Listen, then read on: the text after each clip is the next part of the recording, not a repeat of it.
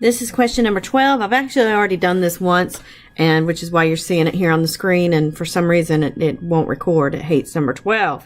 But the answer is D, and basically the major message here, I don't think this is going to be one that you struggle with, is first of all, in exponent talk or in exponent ideas, every exponent has a location where it's positive.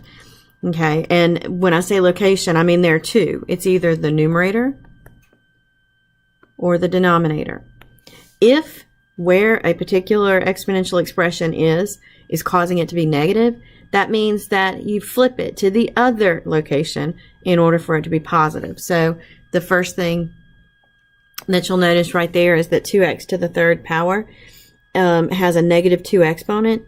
If, however, you flipped it to the denominator, it would become positive, and so that's part of simplifying.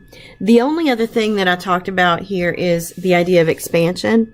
In teaching exponents, students misremember the rules, and if you teach just rules, be prepared. They will do very well on your multiplying. Then they'll do very well on power to power.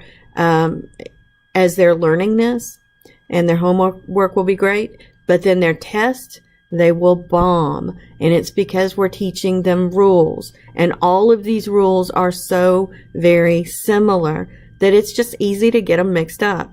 So the best thing to do for them to remember is to make them expand. So you'll notice that I took 3x to the negative 2 power to the third.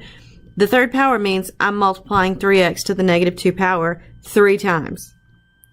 Okay, and then it means that x to the negative 2 is in basically the wrong location. It's in the numerator, should be in the denominator to become positive.